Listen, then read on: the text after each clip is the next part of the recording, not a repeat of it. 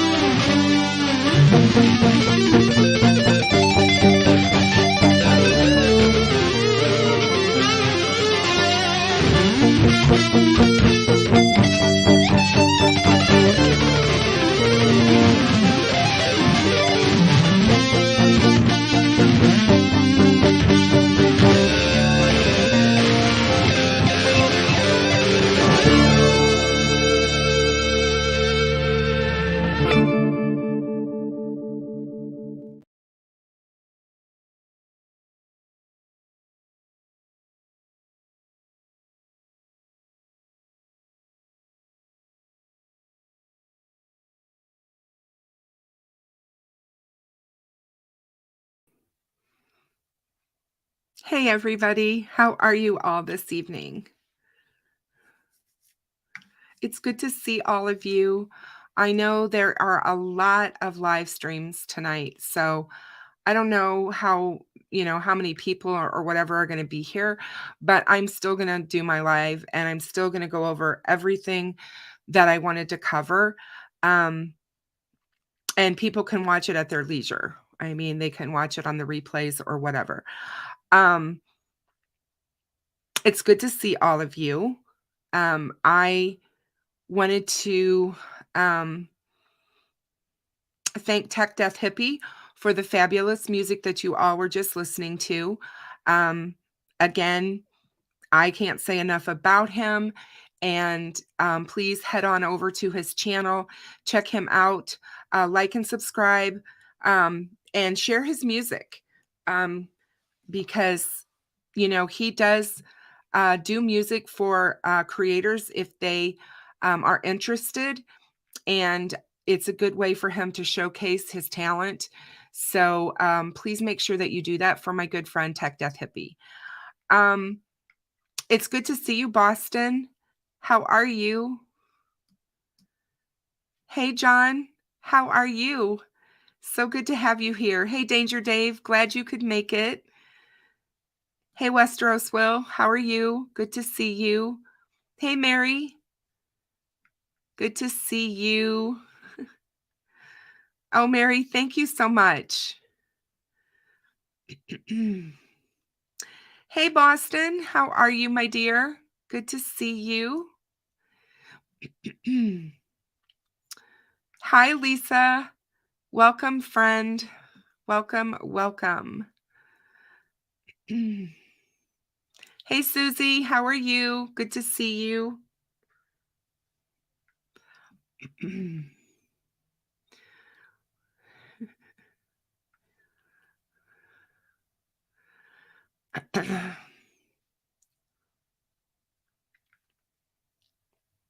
So glad to have you guys all here with me. I so appreciate you all. Um, Big week. We've been waiting and waiting for the document dump that happened yesterday um, from Judge Gull, and she finally was able to get everything done and uploaded to the website. I posted it at the top of the chat. If anyone here is not aware of where they can upload the files, it's actually a zip file that you can download with all of the files and documents that were uploaded for us yesterday. So there is a lot of information, you guys, a lot of information. And I didn't go live yesterday on purpose. You guys know how I am. Unless it's something extremely huge, I'm probably not going to just jump on and start creating a live stream. I know that everybody was going live yesterday. There was a lot of them. And so I know that my subscribers were probably, visiting others and so forth. And so I just chose not to jump on. Hey, Maria, how are you? And just go ahead and keep my information gathering on this particular subject till to tonight for all of you. It's so good to see you, Maria. I'm so glad you're here with me. Always, always. So yeah, there's been a lot. I haven't been able to still go through. Hold on one second, guys.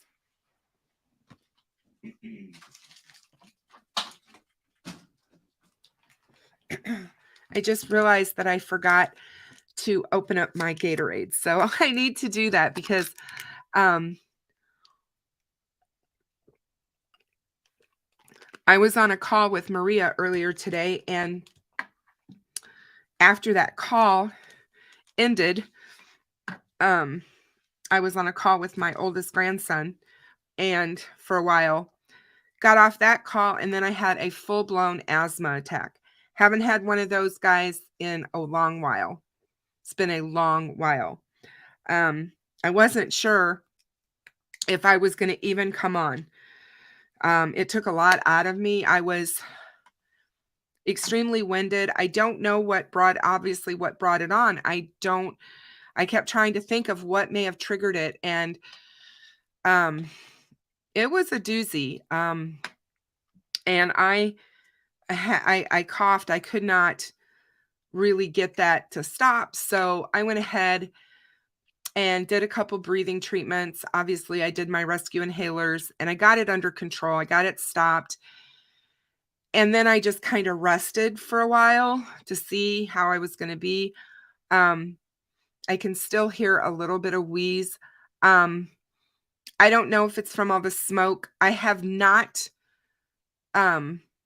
been outside this week because of the horrible smoke here in the Midwest from the forest fires. It's better today because we got a ton of rain.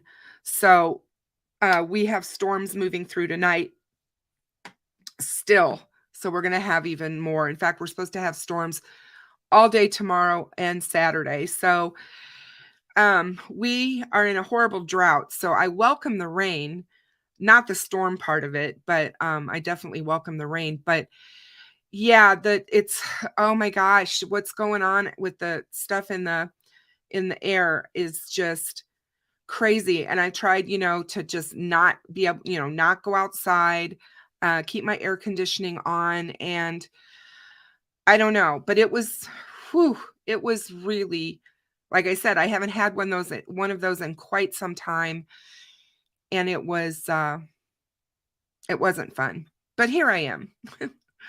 So I'm really happy to be here with you guys. So we're going to talk about Delphi tonight. So I hope that appeals to everyone. And I also want to thank everyone this past week who has donated to PayPal. I always forget to mention that, and I am indeed sorry. I do try to send everyone who donates to me a personal note. So when you donate to me on PayPal, or if you donate, buy me a coffee, I always try to send personal notes to you guys to thank you. But I did want to make sure that I mentioned it and thank everyone, because after my live stream with the captain and Fig Solves and Skip, I had quite a bit of people who donated to the channel, and I do appreciate it, you guys. I don't do this for the donations, but they do help because obviously I pay for the premium part of StreamYard, which is costly. And I also pay for software and some subscriptions to newspapers and stuff like that so that I can research the cases. So it all helps. And I do appreciate it. I've started giving back to the channel by gifting memberships to people who subscribe to me. And I told you guys that I was going to start doing that, and I have been for the last few months. And I will continue to do that. I appreciate, like I said, every single one of you. And hey, Miss Thang, how are you? Good to see you. Thank you so much for being here. So we have a lot to talk about tonight. There was this huge document dump, 113 of them. Some of the documents we've already seen. Some of the documents we already are aware of. And some of them were formalities, and some of them were just orders for the motions and the things that had been requested either by the defense or by the prosecution. And then there were orders that were put in by the judge regarding those motions. So there's a few that I pulled out that I think are really important that we should talk about. And I know that everybody already is, probably, especially all of my regular subscribers who are here, you guys have probably already heard most of this stuff. But I'm going to give you my take on it, and I'm going to read some of it because I think it's important that we don't just surmise some of this, since it is factual documentation from the court proceedings and filings. I think it's important that we do these verbatim so that we don't get anything messed up or screwed up. And we can, everything can still remain factual. I think two things are huge here. We have the documents that talk about Richard Allen's phone call on April 3rd with his wife, Kathy Allen, where he, on numerous occasions during the phone call, admitted to her that he was responsible for the murders of Abby and Libby. He admitted to her that he killed them. And he did it more than once. And they have transcripts of this phone call. We do not have that transcript, but there was transcripts of the phone call taken. And the phone call was, of course, recorded. Now, it has been said by other legalese people out there, not only on the internet, but in the news media, that it is plastered everywhere for inmates to know that they are being recorded. Their phone calls and all of that are being recorded. So anyone who says that he did not or was not aware that he was being recorded is not true. He knew. And I think that there's a couple of things that we can glean from this happening. He not only confessed to killing them to Kathy Allen, but he also confessed on a phone call to his mother. So that had to have been interesting to listen to that phone call for authorities and for law enforcement. And in all reality, it's a prosecutor's dream because it's going to be really hard for him to overcome that. It is going to be really hard for him to have that thrown out. He wasn't talking to law enforcement. He wasn't talking to his attorneys. He wasn't talking to anyone, prosecutors, or anyone that was associated with the case. He was talking to family. And that's a big, huge thing.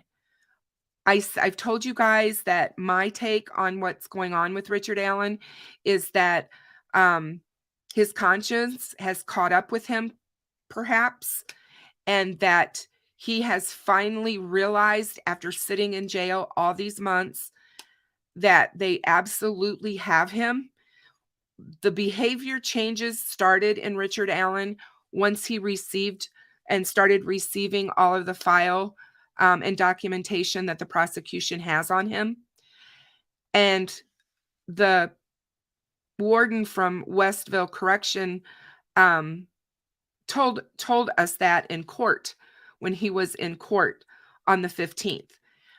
He testified to all of that and how Richard Allen's behavior changed and when it changed.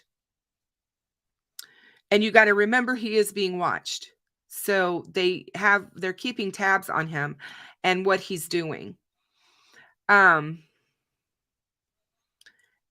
so it's a big deal to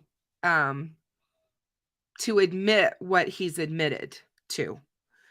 And I think he did it because, as I told you guys before, I think he's defeated. He's given up. He knows he's done. He knows he's cooked. You can say whatever, he's toast, whatever, however you want to put it. But, he lived under the radar and hid for 6 years and thought he'd gotten away with it. And now he realizes that they have me. They know. Now, whether or not this will transpire into an actual plea deal where he actually admits his guilt to law enforcement and tells his attorneys that he wants to plead guilty, we're just going to have to wait and see.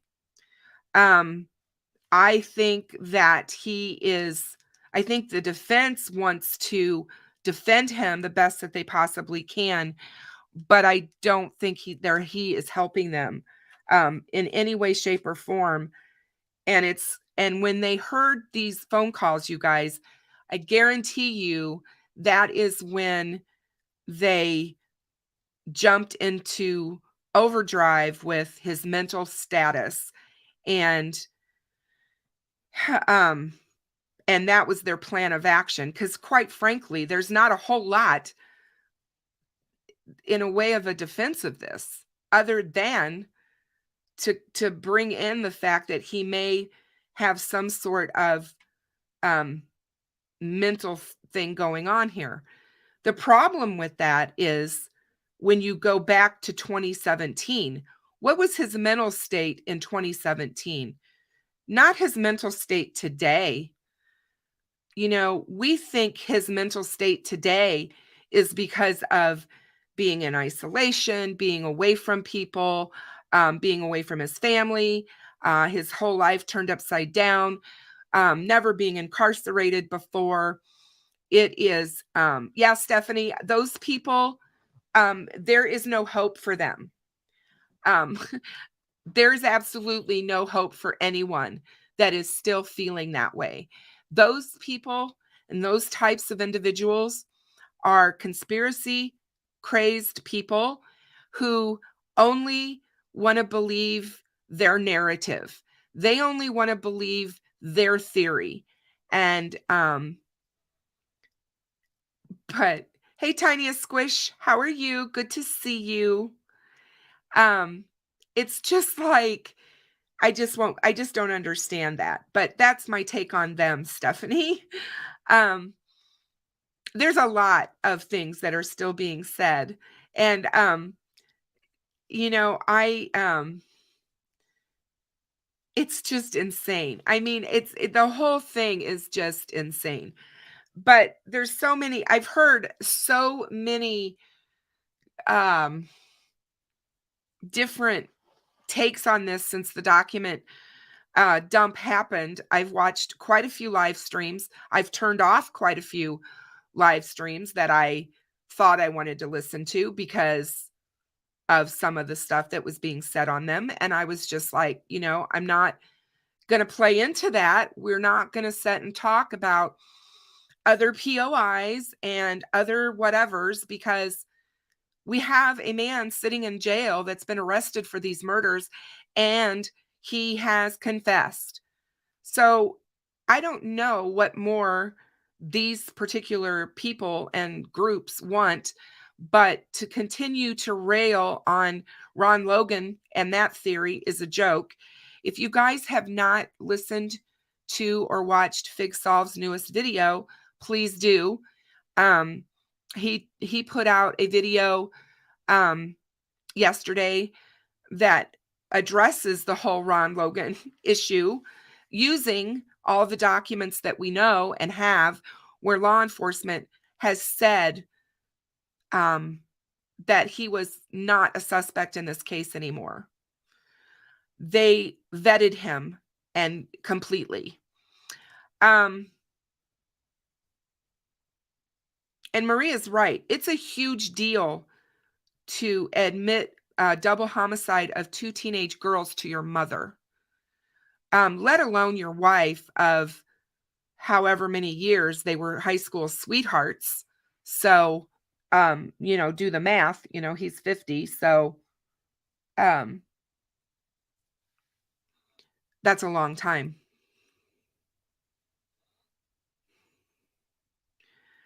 I think it's okay. Dave, I agree. If people want to continue to follow whatever they follow, that's fine. You are entitled to believe whatever you want to believe. But I do believe it hurts the family.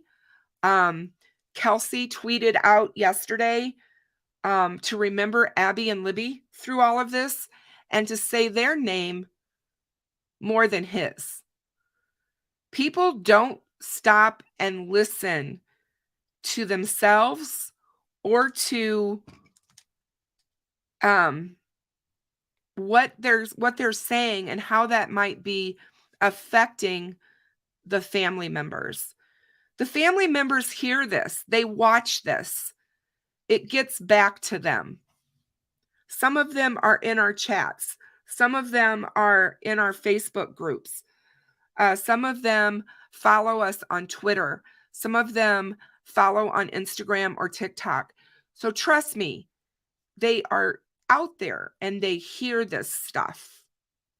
And I always am thinking about that in the back of my mind when I'm presenting this case or any case, because I don't want to do more damage. And I've not been perfect, you guys. I have done my share of speculating on this case over the last 6 years. I've went down rabbit holes. We all have. But we need to recognize that we have no idea what these people are going through, what their emotions are every day when they wake up. And I just think, I don't know, it's just mind-boggling to me. But it was all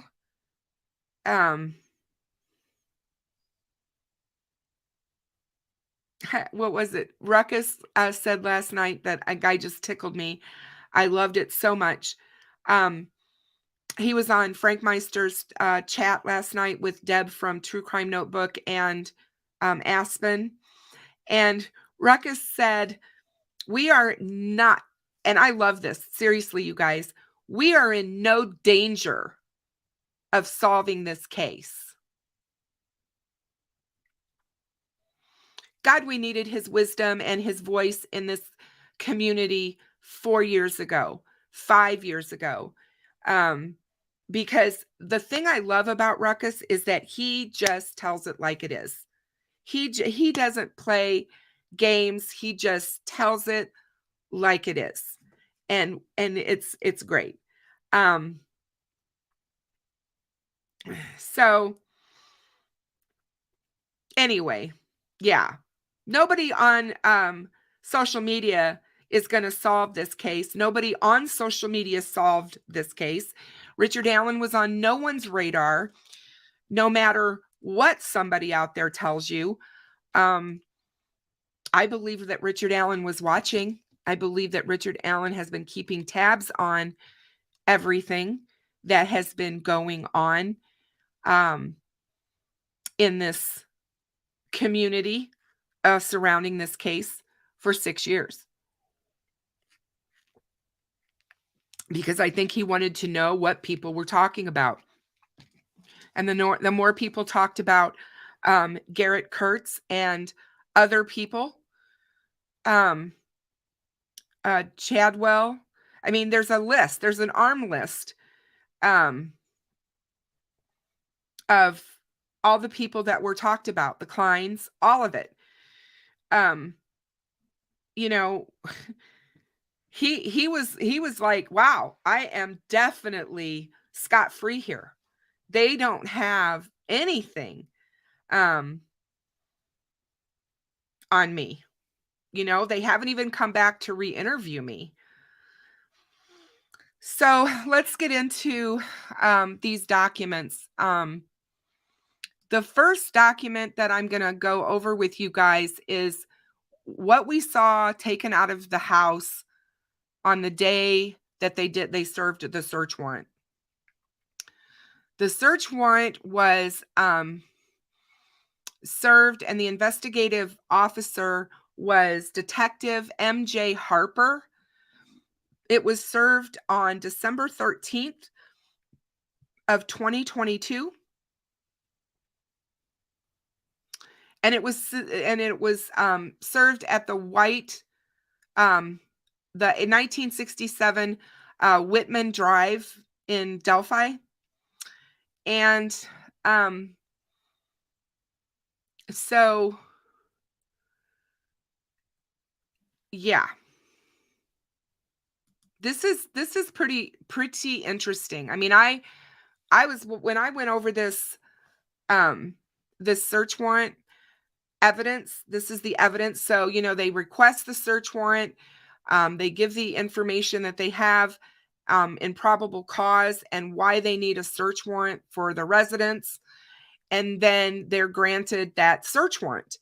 And then they have to bring back the items to the court and show them what it was that they took, and that it was in line with what the scope of the search warrant was for, because they can't go outside the scope of that search warrant. That will get them in trouble. It can also put any evidence that they collect into serious jeopardy. So they have to be very careful and methodic about this. So they took out of the house a sealed cardboard box containing one black Sig Sauer P226 40 caliber handgun with a serial number of U625627. It was also sent to the lab to be examined. They had a sealed plastic bag that contained one 40 caliber Smith & Wesson cartridge found in a wooden keepsake box on a dresser between both closets in the master bedroom. This was also sent to the lab for examination. Now, when I saw that, I about fell out of my chair. I really haven't heard anybody talk about this part, but this really stuck with me. Why does he have one 40 caliber Smith and Wesson cartridge inside of a wooden keepsake box on his dresser? What is the relevance of that one cartridge from this gun? They took out a sealed plastic bag containing one 40 caliber Smith and Wesson cartridge found inside the Sig Sauer P226 handgun. They took out a sealed plastic bag that contained 2 magazines, and one was filled with 9 40 caliber cartridges and one with 8. And my good and dear friend Steve from True Crime Web did his morning watch show last night, and I watched. I didn't comment, but I did watch. And he went out when this search warrant information dropped. He went out and started searching for any documentation about this Sig Sauer P226 on whether or not it had issues with loading. Because he said a lot of times these handguns can have that, depending on the magazine and how many the magazine holds. And lo and behold, he found multiple documentation about this particular gun, where the magazine was the 10 round magazine was having trouble being loaded with 10 and would usually only hold 9. So that kind of explains why one of them had 9 in it and the other one has 8 with one missing. I thought that was pretty interesting. Who knows how often he shoots his gun or uses his gun or whatever. And most likely, in my mind, he hasn't touched that gun since February of 2017. That's my opinion. Because he didn't want anything to tie it back to him. Which, if that is true, my thought process, if that is true, that would explain why there's one cartridge missing, because that cartridge was found between the 2 girls next to Libby. And we found out in the documents that it was only 2 feet away from her. We also find out in the documents that Libby's cell phone was found underneath her body. There's been much speculation over the years as to that. I've heard anything from it was feet away to it was clear on the other side of the creek by her shoe. I've heard all kinds of things where people had said that where the cell phone was found, it was underneath her body.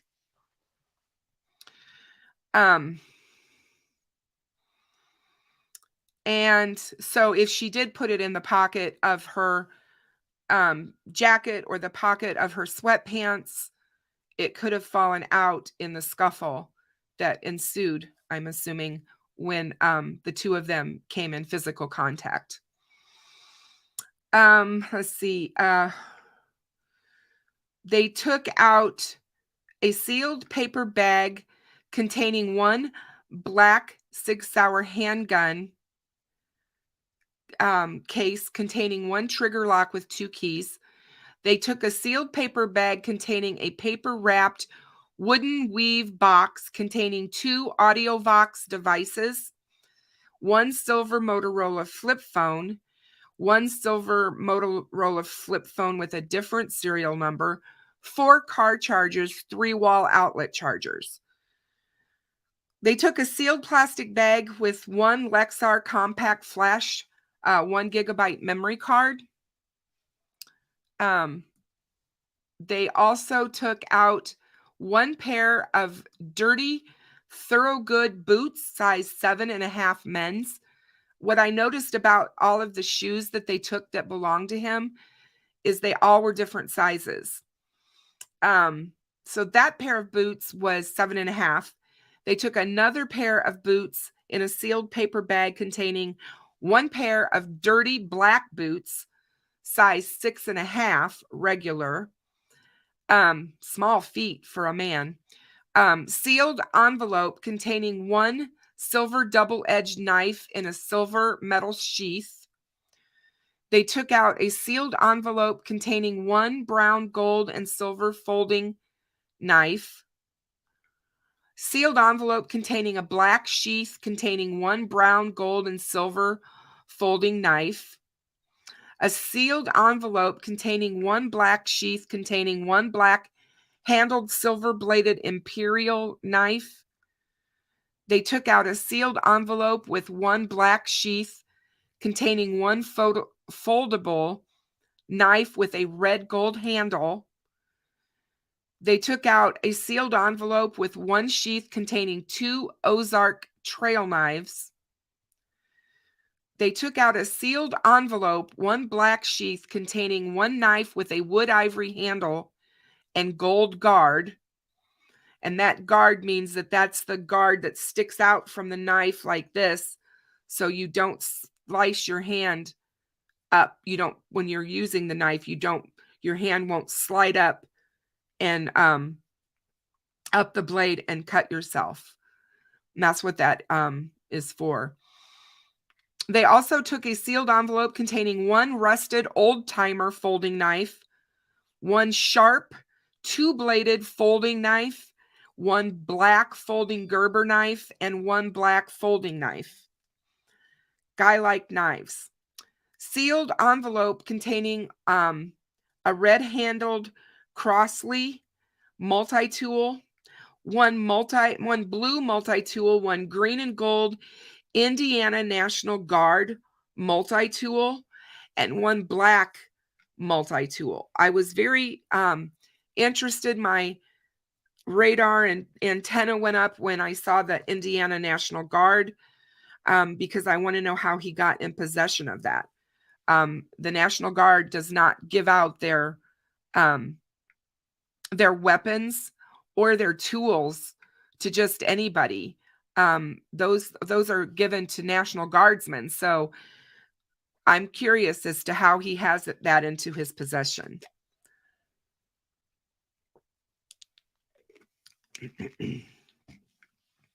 And I know this because I have family members that served for a long time in the National Guard. They took out a sealed envelope containing one black sheath containing a brown-handled, silver-bladed saber Bowie knife. Now, guys, I have to tell you, I wasn't sure what the heck that was. And I thought, I need to find out what that is. And I have a good friend who, hold on a second,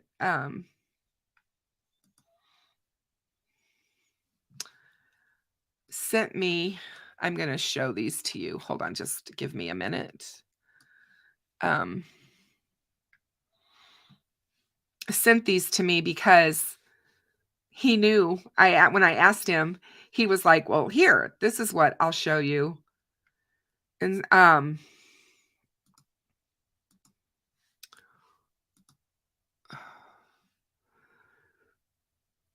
so this knife here is a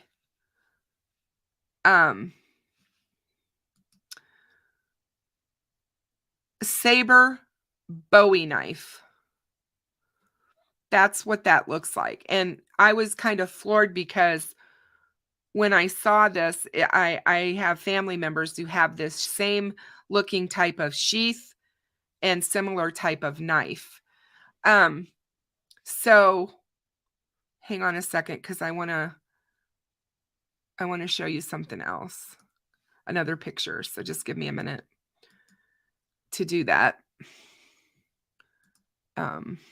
Whoops. This is the one that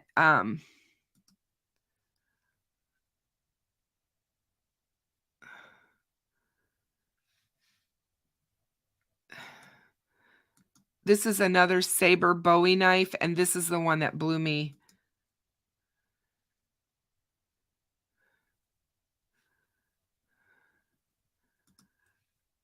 away, you guys.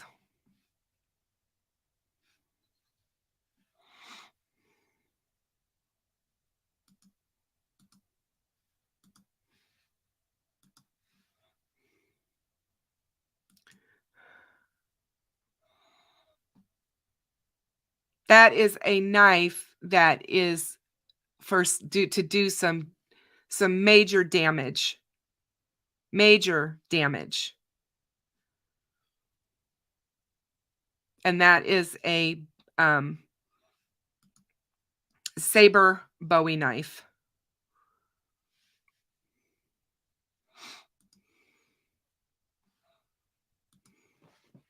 So I thought that that was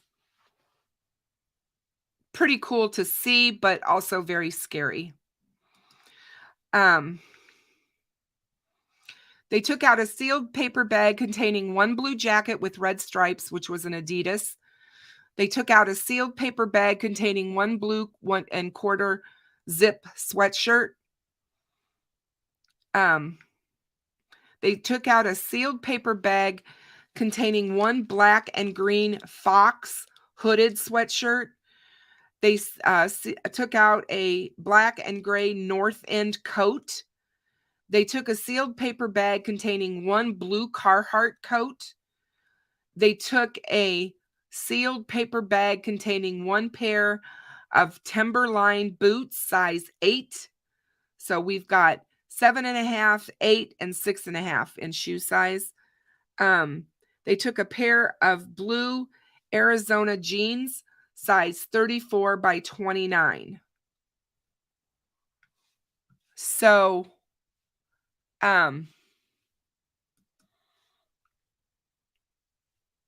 when you guys we're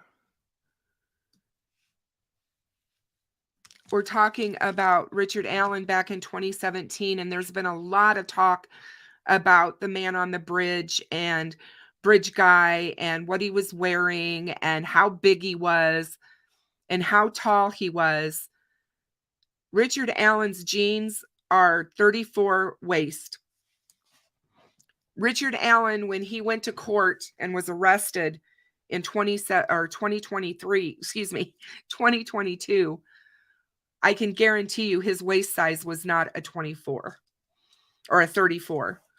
Now, was he one of these guys that wore his waist or his pants below his belly? Possibly. Who knows? I'm just telling you that he was smaller in 2017, you guys, than he was when he was arrested. He changed his appearance after the murders, and he drastically changed his appearance because he shaved his hair, he shaved his head, basically, and he grew his long goatee, and he gained a lot of weight. Now, he did that on purpose because he didn't want to look like Bridge Guy. And that's just how I feel about that. That was his way of hiding in plain sight. So, again, why did he have this cartridge saved in a wooden keepsake box on a dresser? What was the relevance of that? Why did he have it? And what else, does he have as far as keepsakes? We learned in the documents that they took a number of different samples from his car. And what I thought was interesting was listening to Steve from True Crime Web talk about this with his experience and lengthy experience as crime scene investigator. He said that law enforcement would never just surreptitiously, without reason, or without something pulling them in that direction, just indiscriminately test something. They have to have a reason. Their eyes are trained to look for things. So if they see a stain or they see something that looks, like possible DNA or bodily fluids or some sort of biological evidence that might be on something, they are trained to see that and then to decide, hey, we may want to get a sample of this. Hey, Ray Jones, how are you? So good to see you. Hey, Miracle Hearts, how are you?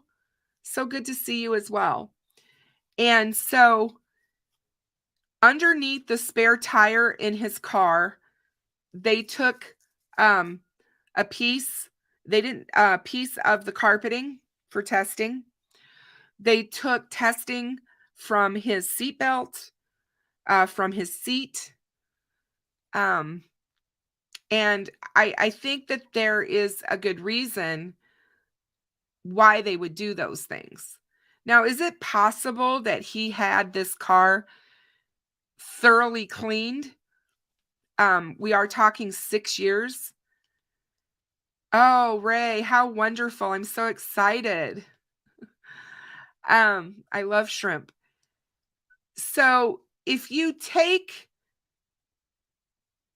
all of that information, and like Steve said, they're going to send this stuff out to the lab and to have it tested, and you can clean all you want to, but luminol is still going to pick up blood years later, no matter what you did to try to, to clean it. So I'm sure that that's one of the things that they were doing. I'm sure that that's part of what they did when they went over his car.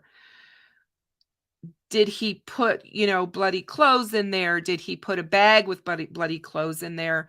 Is there a possibility that touch DNA from Abby and Libby ended up in the car? All of these things we don't know the answers to. There are 16 documents that were not included in this document dump yesterday. And it's like, I don't know. I'm like, wonder what those are. I think they have to do with the crime scene. I think they have to do with the actual physical injuries to Abby and Libby. The autopsy report is probably one of them. And there could be interviews in there with certain individuals as well. But I did think it was interesting that there were only 16 documents that were not released to the public. And yes, Richard Allen's house, the word on the street is that it is up for sale. And it comes with the entire furnishings of the house if you want it to. Don't know that you would want it to. But yeah, I'm sure that they are going to probably have a tough time selling it unless they drop the price. I don't know too many people that would want to buy a house knowing that a murderer lived there, but that's just me. God knows what his neighbors must think by now. And but again, Richard Allen is innocent until proven guilty. But the more we get information, the more and more it is showing his guilt.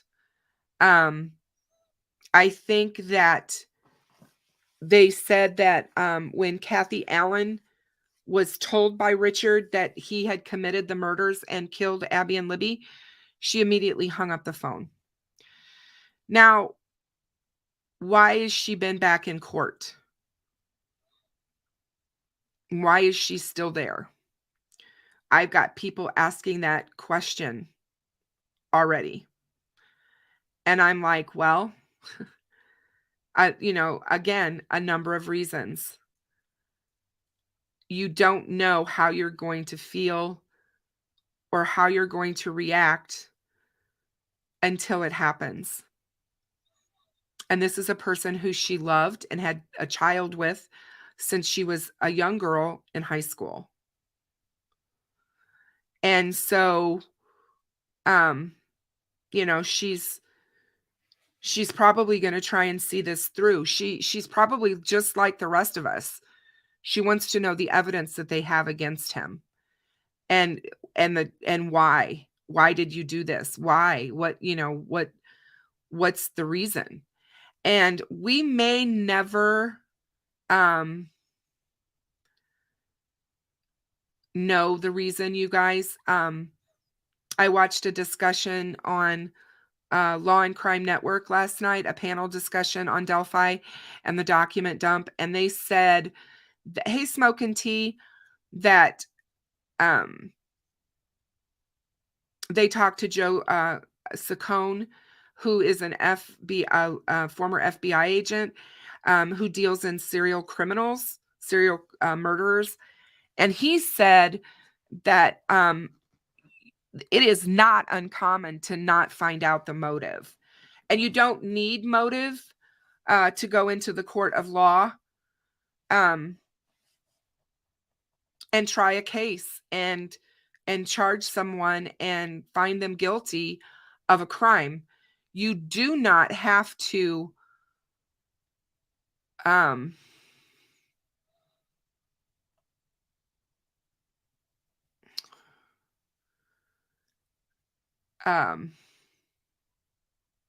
I'm sorry, guys.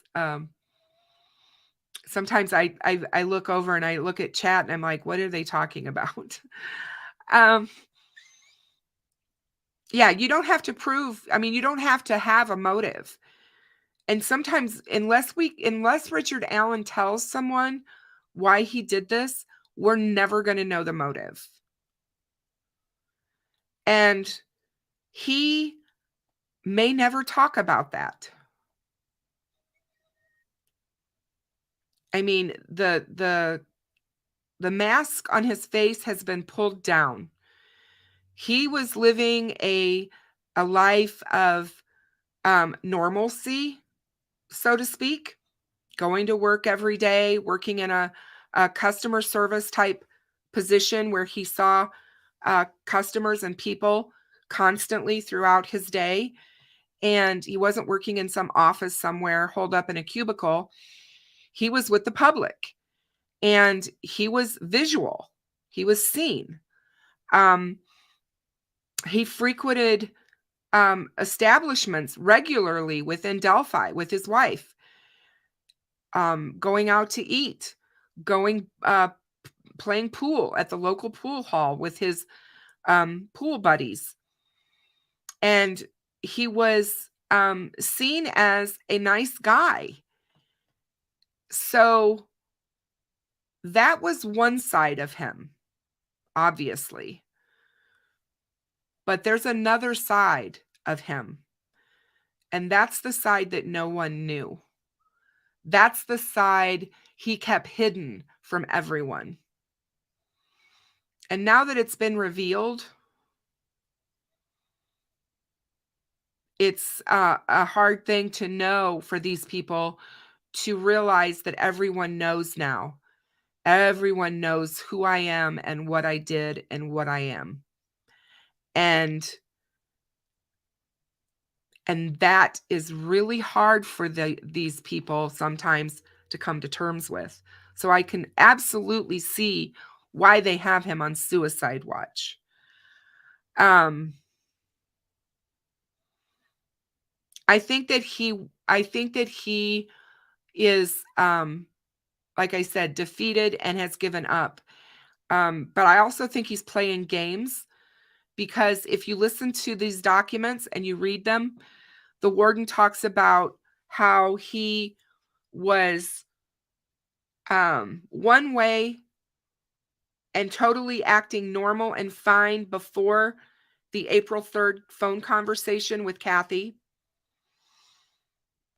After the phone conversation with his wife where he confesses, and his mother's conversation was after that, then he started acting all of these bizarre behaviors where he was wetting down paper that his attorneys gave him and eating it. He was refusing to eat meals. He was refusing and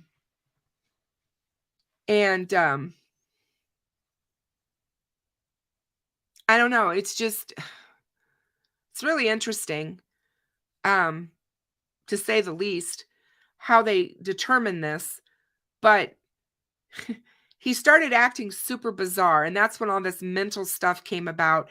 That's when the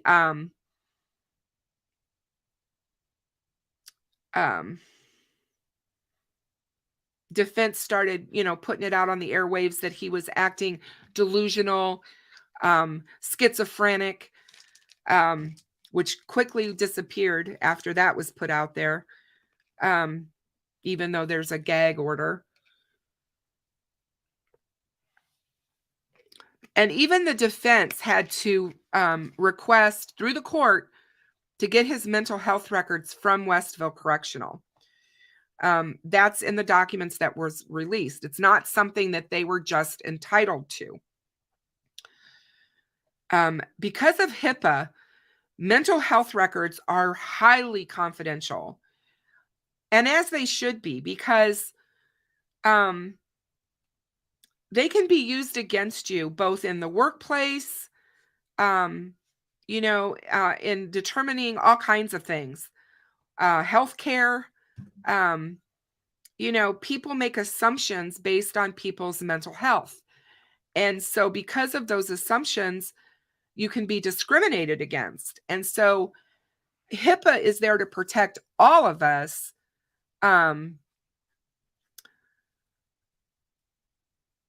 It's just interesting because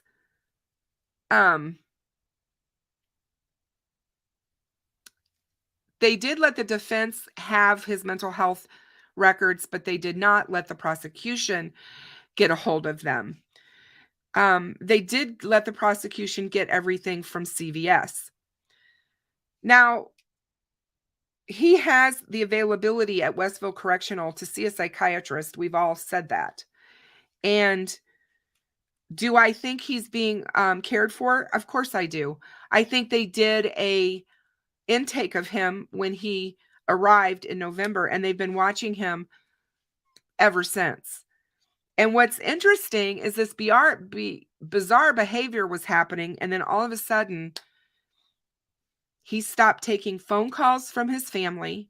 He broke his tablet so that he couldn't make phone calls or get them, even though they provided him with another one.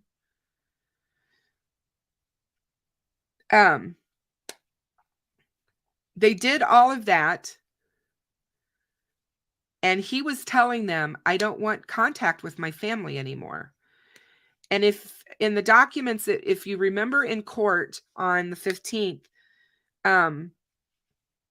they talk about the fact that in May, early May, he stopped seeing or talking to his family. He was able to have visits from them. I mean, he was able to see his family. He chose not to after he told them what he did. And you can imagine why. First of all, like I said, it's bad enough to confess to your wife of 30 years, but to confess to your mother that you committed this horrific and senseless act, that's a big deal. That's breaking a mother's heart. And he cut himself.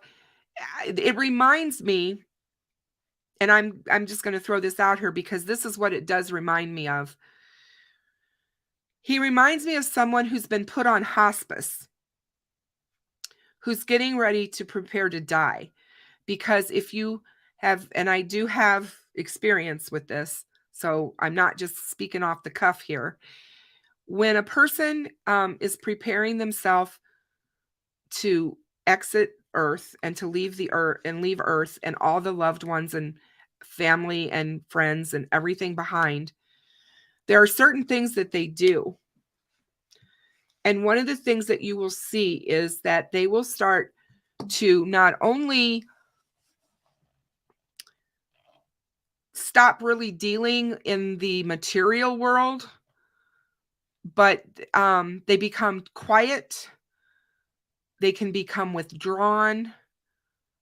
You will find that they don't watch current events anymore. They're not interested in any of that. Sometimes all they want to do is listen to music. And they just start pulling away and cutting themselves away from their loved ones and their family. It's their way of getting ready and being prepared to leave. And they have to get themselves into that emotional state and that emotional place. So I think he has cut them off. You know, he has basically said, I'm a lost cause. And yes, I did this. And yes, I've screwed up our entire lives. And I'm cutting you off. Because he doesn't think it's all poor Richard, you know, he can't handle it. And that's just my take on it.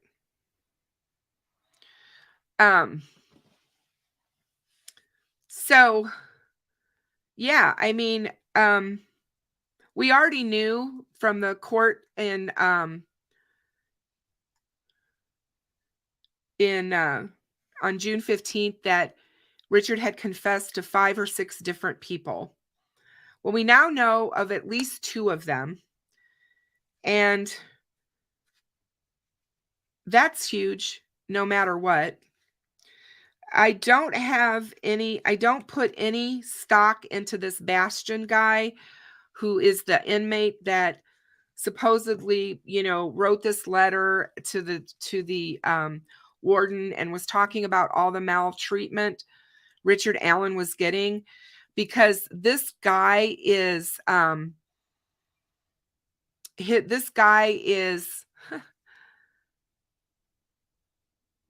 notorious in prison for doing just this. He puts through motions for other inmates.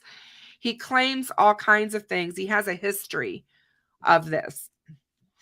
And I don't know if it's his way to get fame and fortune or what. But it's interesting. I just don't hold anything that he has to say much in the context of things. I really just don't. I do think it's interesting that he was on the witness list for June 15th. He was supposed to be called in the suppression hearing, but they postponed it. And quite frankly, I can see why they would postpone it, because there's so much going on right now, and the defense cannot be happy that all this stuff is out. The defense cannot possibly be happy that they're trying to run around figuring out how in the heck can we dodge his confession that's recorded in his voice to his loved ones. How are we going to fix this? Well, now, and I also believe, hey, Corgi Mama, how are you? So good to see you. Hey, Sharon Parker, good to see you. Hey, Robin, how are you? So yeah, I think that that's kind of, you know, what we have going on here. And the defense has, the only defense they have for him right now is to say that he was he was not in his right mind when he said what he said to Kathy. However, again, I'm going to reiterate, it doesn't matter what Richard Allen's mental state is in April of 2023.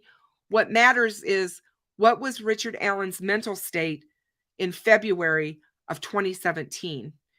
We know that Richard Allen was working a full-time job at CVS.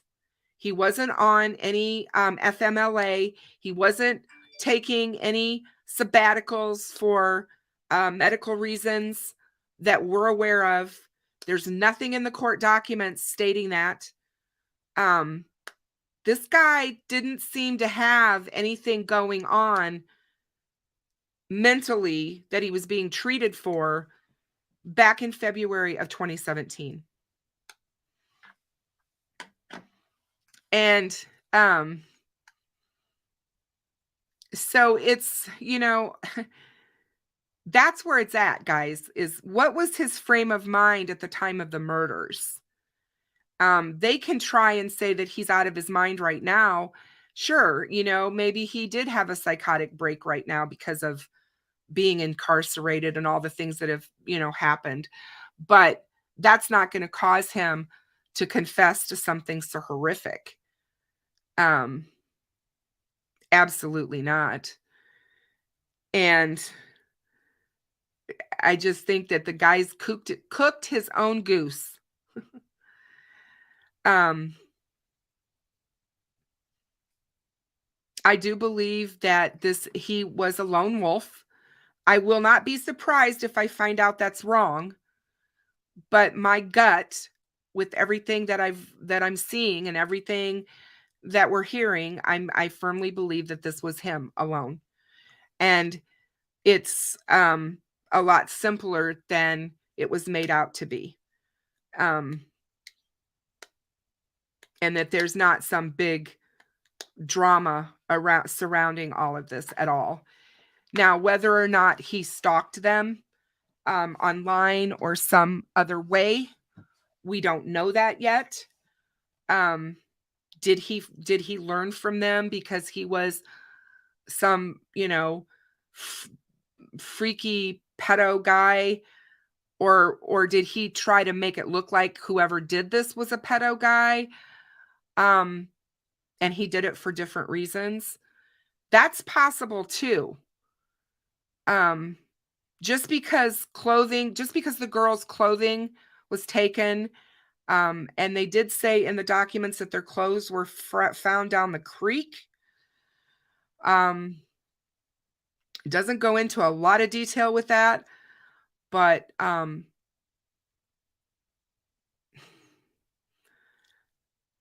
yeah, Mary Flynn, I don't watch court TV. That particular guy was completely out of line, and they use experts that don't know this case. If you listen to them, they had one on yesterday that was talking about the fact that it had been 13 years since this crime happened. He was completely confused with Evansdale and Delphi. So yeah, I can't handle that Vinny guy on court TV. He drives me crazy. For an attorney, he's not very smart. He's not very bright. And he's also extremely holier than thou. He talks down to people. I don't really like that about him, but anyway, moving along. So it's pretty bad when you're talking about a murder case and you can't get the names of the victims correct, but you sure can talk about the perpetrator just fine. That's one of the things that is so upsetting to the people that are left behind of these horrible crimes, the victims, family members, and friends, because their loved ones are not remembered. Abby and Libby will be forever remembered. Their case blew up. It got so big. Everyone will remember Abby and Libby. But there are so many others out there that's names are forgotten. We may know them and they may live on our tongues and in our minds for a few years after the crime, but 10, 15, 20 years later, try to recall them and you won't necessarily know who the victims are, but you sure know who the perpetrators are. So yeah, it's like try to break that cycle, guys. Try to remember the victims more and talk about the victims. Kelsey said it best in all of this. This is about Abby and Libby. This is not about anything else. This is about them and their justice. And we want to see justice for them. So badly, we want to see justice for them. And I believe we will in one way or another with this case. So one of the other documents that I wanted to go over was the lab report. The motion in Limine regarding the ballistics. The defendant, Richard M. Allen, by counsel Bradley A. Rosie, respectfully moves this court as follows.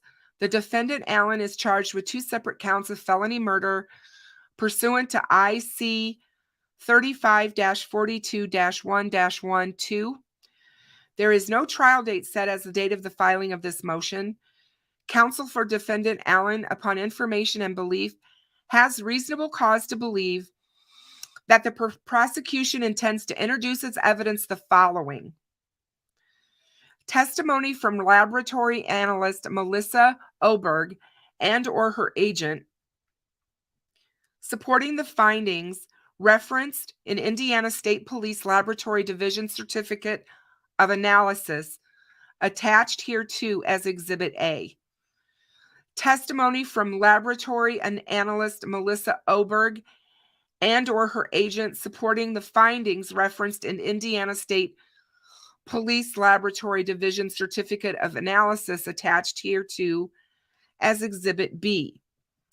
Bench notes and other literature and information in support of conclusions generated in the attached Exhibits A and B. This evidence is inadmissible for the following reasons.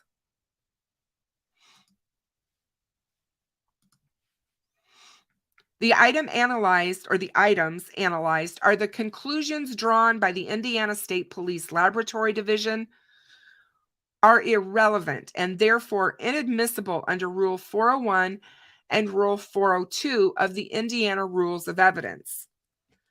The probative value of said evidence is substantially outweighed by the danger of unfair prejudice. Furthermore, admission of such information will confuse and mislead the jury, all of which is in violation of Rule 403 of the Indiana Rules of Evidence.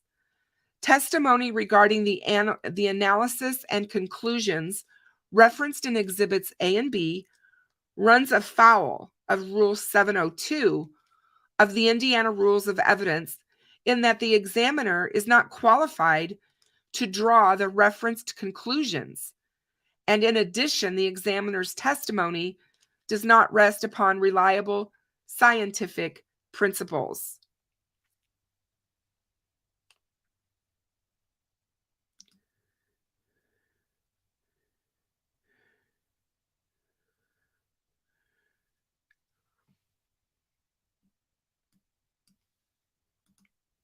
Thank you, Colette.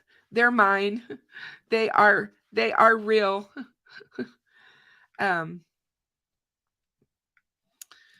Let's see. Such evidence is not necessary for a full and fair determination of the facts of the instant case.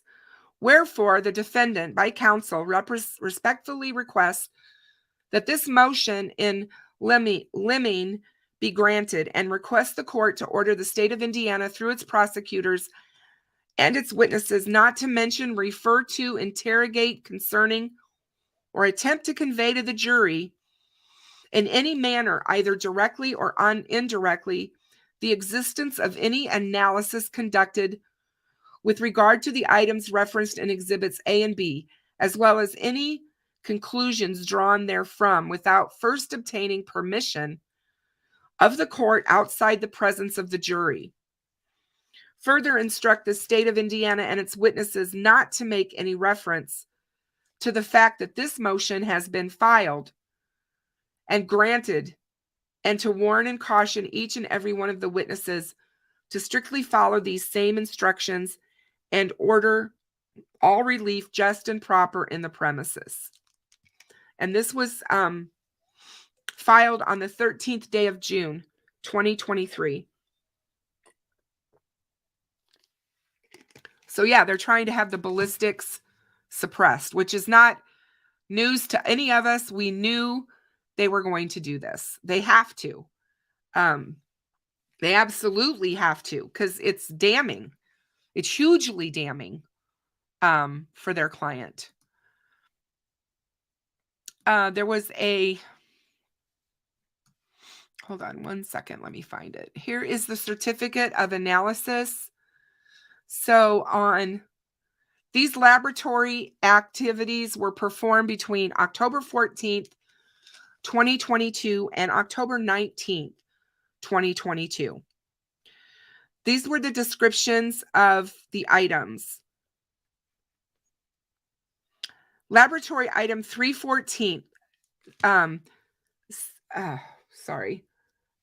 sealed cardboard box containing one Sig Sauer model P226, 40 Smith & Wesson caliber pistol, serial number U625627. Laboratory item 314T1, a sealed manila envelope containing test-fired and cycled ammunition from the firearm in 314. Sealed manila envelope containing test-fired and cycled ammunition from the firearm in 314. Sealed manila envelope containing test-fired and cycled ammunition from the firearm in 314.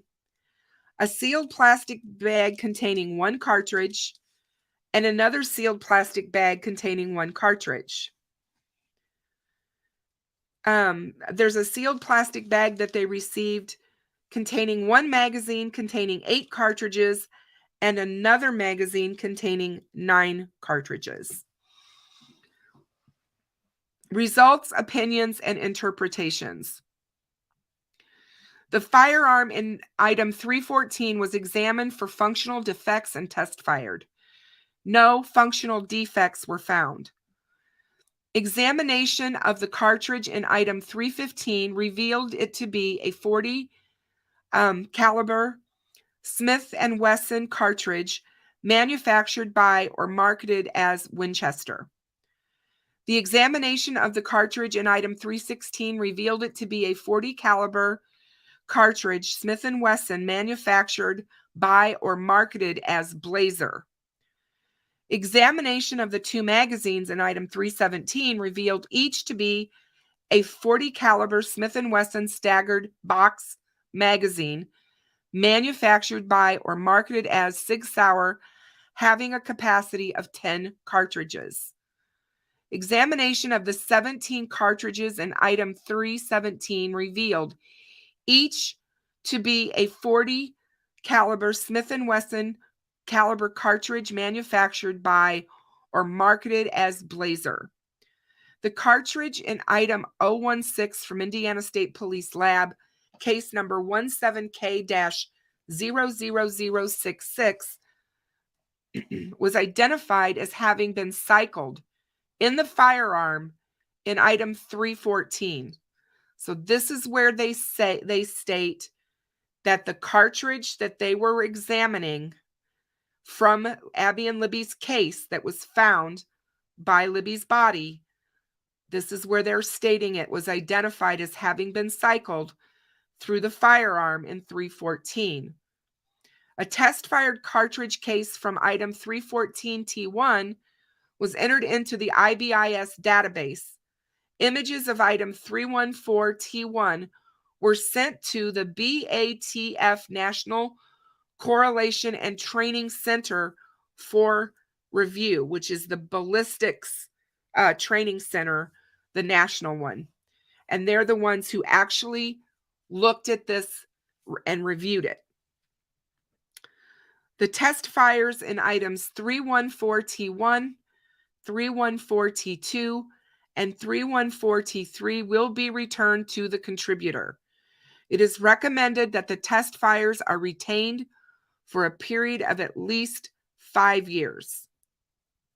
So the remarks are identification and identification opinion is reached when the evidence exhibits an agreement of class characteristics and a sufficient agreement of individual marks.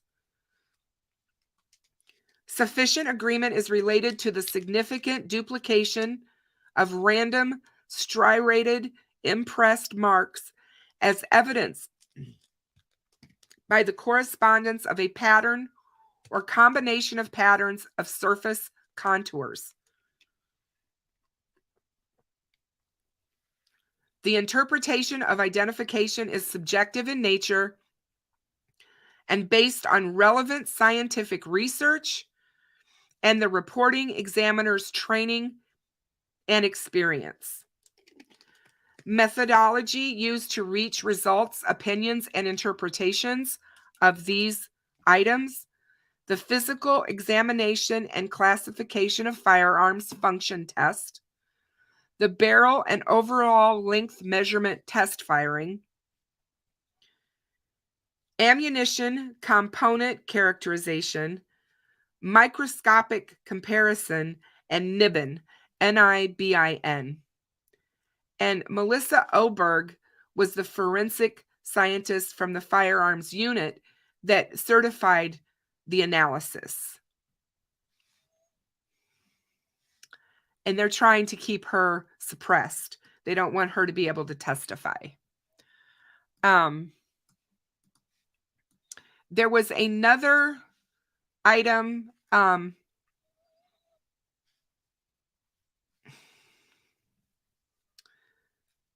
and that was looked at, and this was on its own certificate of analysis. And this is the cartridge that was found, the unspent cartridge that was found by Libby's body that they have said came from Richard Allen's gun. And it just basically states that they received a sealed paper bag containing a sealed envelope containing a .40 caliber Smith & Wesson cartridge. The cartridge in item 016, which is this item, was identified as having been cycled in the firearm in item 314 from Indiana State Police Laboratory case number 19K-00197 and the Indiana State Police Agency case number 17 ISPC 001748-2, which is Abby and Libby's case. The methodology used to reach the opinions on this particular cartridge was microscopic comparison. So that's kind of huge. And we do know that they sent it to the National Firearms Ballistics Testing Facility so they could get their opinion on this. So I thought that all of that was extremely interesting and very telling. The pictures that are included in these document drops is the picture of Richard Allen sitting in the red suit in the chair that we all saw so early on, where we were all kind of shocked at how much weight he'd lost. just unbelievable to see it up close and the real actual photograph, not a copy or something that was taken out of the newspaper or whatever, but this is the actual picture. It's very crisp and clear. And then there's another photograph that's also in the evidence, and it's one of him sitting at home, I'm assuming outside of his house, holding a dog. Let me see, because I thought I had that picture pulled up, but I don't see it, and I'm not sure why. So give me a second here. I'm trying to figure out what I did with it. I think we've all seen that picture. At least I have before, but I just don't know what I did with it. It's weird. It's really strange. Oh, Kamala, thank you so much for your super chat. I so appreciate it. Well, I think it's more likely that there is cat hair, but it's possible that there's dog hair.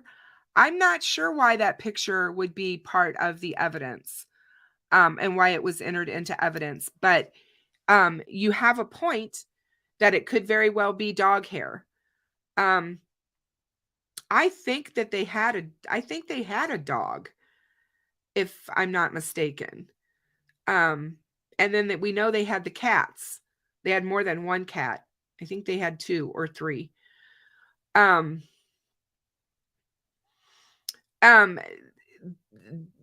Cammie, there are 16 documents that were not unsealed and given to us. So anything about fiber evidence, hair evidence, they did not release that to us. They very well have all that information. I cannot believe that there would not have been fiber evidence at this crime scene and hair evidence at this crime scene, simply because of how brutal it was. Just from what the FBI said, it makes me believe that. So whenever you touch something or someone, you leave transfer DNA, or touch DNA, it's called. And so that's something that has to be weighed through and figured out. Kelsey's DNA was probably on the jacket that Abby was wearing, because it was Kelsey's jacket. So I am sure that there was something relevant there or regarding that. But yeah, there are documents we didn't get, and I don't think we have any of the forensic evidence, except for the bullet, which we already knew because they told us that that's part of what they released in the PCA as to why they arrested him, because they matched the bullet to his gun. And the only way that would happen is if he was there that day, because he told them, I don't loan my gun to anyone. I've never loaned my gun to anyone. No one has access to my firearm. So by doing that, when they asked him those questions, he pretty much made it impossible for it to be anyone else. So, yeah. But that's my take, you guys, on what we learned. I think the confessions are huge. I think the case is right where it needs to be. I think that Nick McClelland is doing a superb job. I am very impressed with him so far. I know there's been a lot of vitriol dialogue about the cops and law enforcement in general in this case, as well as Nick McClelland, and how they've bumbled this. And I'm here to tell you, I don't think they've bumbled anything. I think they've done a really good job. I will still stand by what I said last year. I do believe that Paul Holes was in Delphi last May, early June, because he was assisting as a cold case investigator on what they had, and that he's probably very instrumental in why Richard Allen was found. I do believe that, and I hope that that comes to light. I will be really surprised. I know that when he appeared in Delphi in late May, early June, and posted the photograph of him on the bridge with no caption, no comments, whatever, people were all under the assumption that he was doing that for his new TV show. But he's never done an episode on his new TV show on Delphi. So there you go.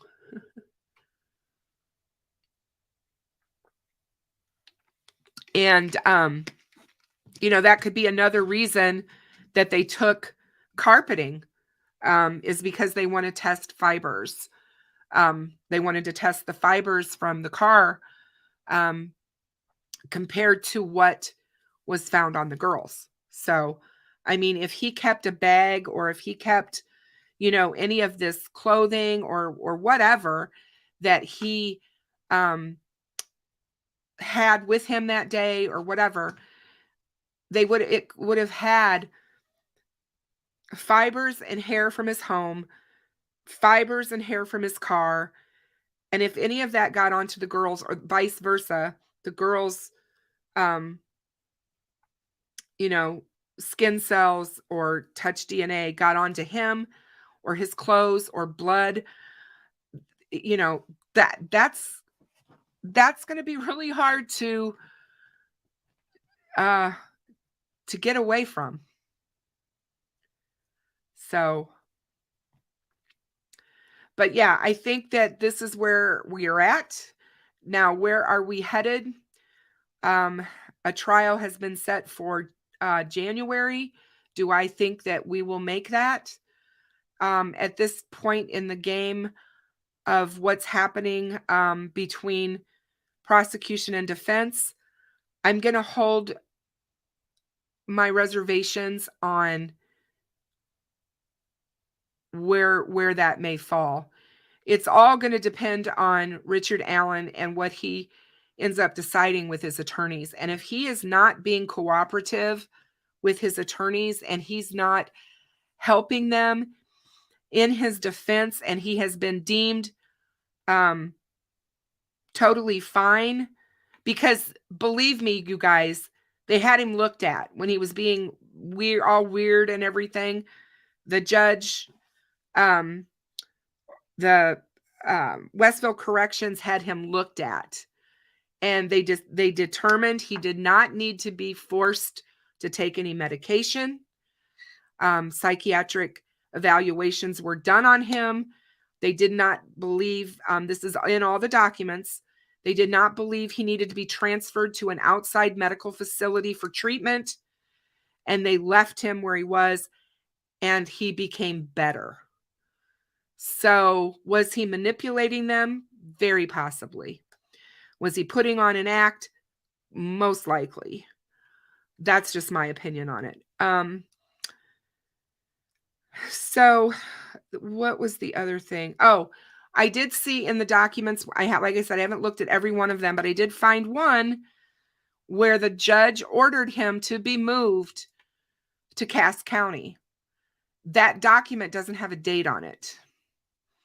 I don't know if it was back in May, early after the whole April nightmare, because I know we heard that he was ordered to go to Cass County, and that at that time there was no objection from prosecution. And I remember hearing that. And now when I look at the documents there with her order for him to be moved immediately. And as far as I know, he's still at Westville. So not sure what's going on with that. But that's pretty much all that I had. And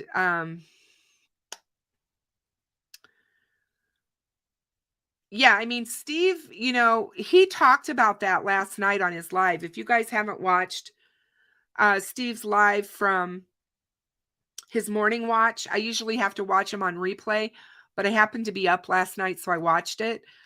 And he always explains things so well, but there's a lot, I know there's a lot of questions out there, and he's the one to answer them because he has all of that experience.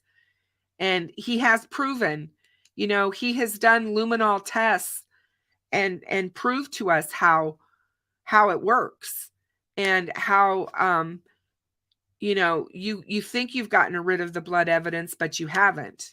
It remains. Years later, it remains. So I'm hopeful. I'm hopeful that the case is going to be resolved one way or the other. So, but thanks guys for hanging with me tonight. I appreciate it. I appreciate all of you. We're having really bad storms here. So I think it's time for me to bid you all good night. And I hope that you guys all have a great rest of your day. And as far as